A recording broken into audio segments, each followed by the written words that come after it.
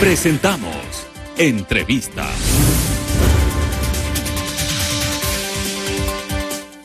Siete de la mañana con 8 minutos. Vamos a saludar a nuestro primer invitado, el economista Jorge Calderón, que está con nosotros acá en el estudio. ¿Cómo le va, economista? Buenos días. Muy buenos días, Javier. Como siempre, un gusto estar en el programa. Bienvenido. Cerrando el cuarto mes, es decir, un cuatrimestre, el primer cuatrimestre de este año.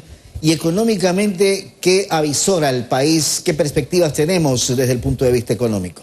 Bueno, desde el mismo gobierno ya se están, o mejor dicho, de ciertas instituciones del Estado se están observando ya ciertos cambios en las proyecciones.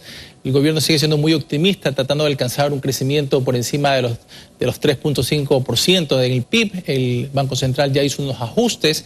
De cierta forma hay algunas tendencias en ciertas variables. Hay un empleo que todavía no se recupera del todo. La balanza comercial hasta febrero nos muestra un indicador positivo, por así decirlo, en la parte petrolera, más que todo por el aumento de los precios, más no de la producción petrolera del país, que es algo que todavía es una tarea pendiente en el gobierno.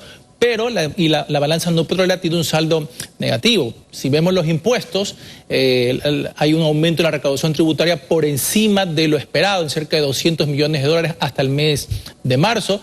En otro caso vemos la inflación, que hay una situación de aumento de precios importante, ya va a 2.64 al mes de marzo. Entonces, si vemos algunas variables tienen ciertas tendencias, algunas positivas sin duda, otras no tanto, lo que hace que se revise sin duda las proyecciones de la economía del país de cara a los 8 meses que nos faltan. Y en ese sentido, cuando hablamos de este crecimiento del 3.3% que podría darse en este año, ¿se podría mantener eso? Porque usted sabe que es una variable que puede cambiar dependiendo de cómo se vaya desarrollando el sistema económico del país. Hoy podemos decir el 3,3%, como dicen algunos organismos multilaterales de crédito. Claro, pero reposa sobre varios comportamientos de algunas variables. ¿Que se pueden sostener? Probablemente no. Por ejemplo, en el caso del petróleo vemos que es un tema de coyuntura, hay un asunto de guerra que hace que genere un mayor aumento en los precios. Está por encima de $103 todavía al cierre de ayer el WTI, pero si vemos por el lado de la producción petrolera, el Ecuador no despega todavía dicha producción. El gobierno todavía tiene, como le decíamos hace un momento, una tarea pendiente en ir elevando la producción. Recordemos, la meta a final de su gobierno era duplicar la producción petrolera y requiere para eso importantes inversiones.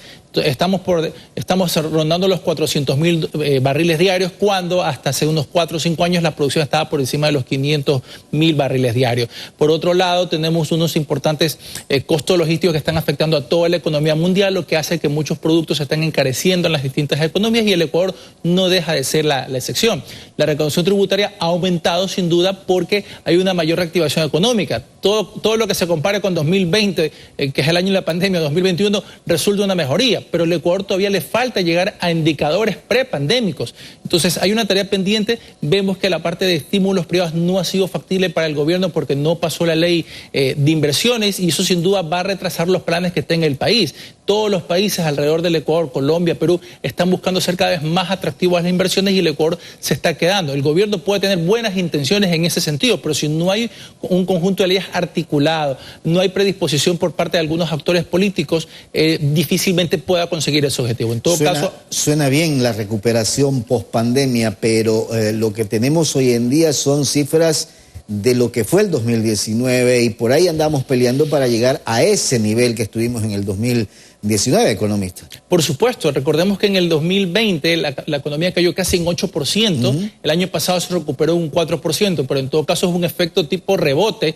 y todavía falta algunas cosas por hacer, algunas tareas pendientes para garantizar que estemos a niveles al menos del 2019, y ya como sabemos se están haciendo ajustes, lo decíamos, en las revisiones del Producto Interno Bruto, y esto es porque no hay todavía elementos que permitan sostener ese crecimiento económico como se espera.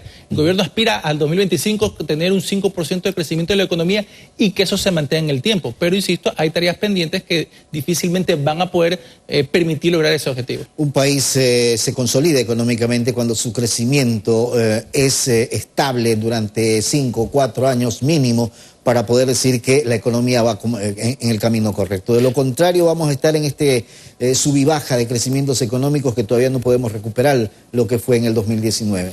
Por supuesto que sí, y eso no va a permitir que se generen por un lado, la cantidad de puestos de trabajo que se necesita en el país. Recordemos que apenas el 32%, es decir, 32 de cada 100 ecuatorianos tienen un trabajo adecuado. El resto está entre el subempleo, distintas formas de empleo que no garantizan necesariamente una cantidad de ingresos pertinente o están desempleados. Entonces, hay mucha tarea pendiente en ese aspecto y es parte incluso de los objetivos este año, las reformas laborales que el gobierno debe tener presentes, sin dejar de atender también esas reformas a la seguridad social, que es un tema que está ahí pendiente y que no se ha hecho todavía lo suficiente para poder hacer las reformas que se necesitan. Y juega un papel fundamental el máximo organismo legislativo. Sin ellos no hay normativas que puedan ser viabilizadas.